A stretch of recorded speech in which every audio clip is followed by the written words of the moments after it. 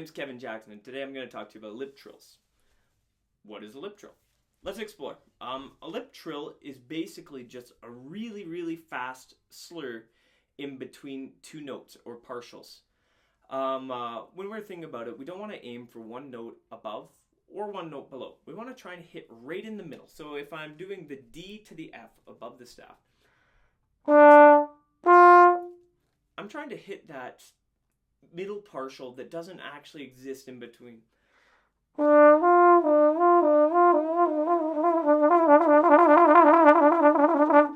get it quicker and quicker. It's important that we keep our tongue out of it. We don't want to be tonguing at all, otherwise it just doesn't sound good. It's not the trill sound we're looking for on the trombone. We don't have the luxury of valves like our trumpet cousins or our horns or the euphoniums and so on and so forth. So we're forced to use our lips. It's common to find in solo repertoires such as the T-bone concerto, the David concerto, and the list goes on and on. It's an important skill to learn as a trombonist. I've developed a bit of a worksheet that I really like to use for it. It should be popping up on the screen now for your convenience. As you can see, I have a little descriptor at the top talking about what a lip trill is, a little bit of safety to keep your chops in shape, keep them safe.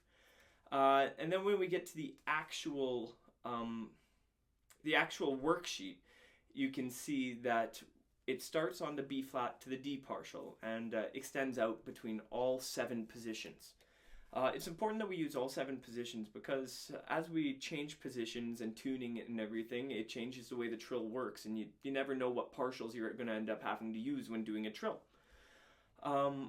It starts with quarter notes, goes to 8th notes, then triplet 8th notes, then 16th notes. So it starts a little bit more gradual, gets quicker and quicker and quicker. It's important that when you're just beginning lip trills to start with a slower metronome marking, and it's very important to use a metronome when we're talking about this. A metronome keeps you honest. If you're just doing it without a metronome,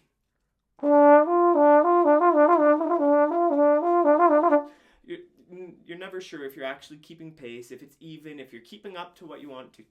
So very important, one of the most important things when you're working on it is get your metronome. Once you start slow, you go faster and faster and faster, and you try and beat yourself every day. It turns into a little bit of a game if you think of it that way.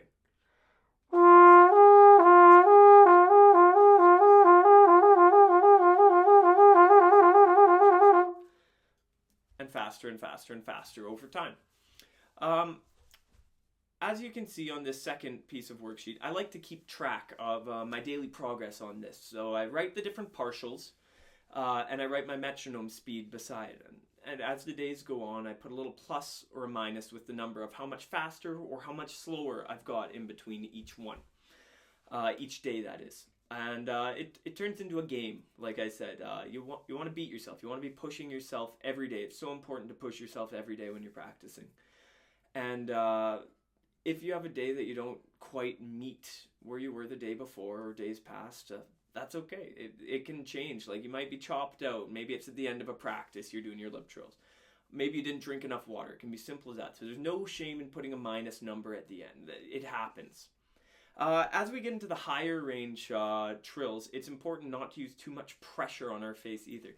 It's never worth sacrificing pressure, which will sacrifice your tone, your quality, and your actual lip health. You can hurt yourself quite a bit if you aren't careful doing that for getting the note. So work it up. I like whenever I get to a certain speed at a certain partial, I feel comfortable to go to the next one. Yeah, so, and I mean, I have it going up to the D to the E on the worksheet, but don't stop there. If you get that comfortable, keep working higher and higher and higher as you go. Yeah, the sky's the limit with this kind of stuff, which is exciting. You can find the worksheets for free on my website, which will be in the link below. If you like the video, make sure you subscribe, press like, put a comment on if you see something you like, if you see something you want me to work on. And more videos will be coming in the weeks to come. This is the first of many, so I hope you enjoyed. Thanks.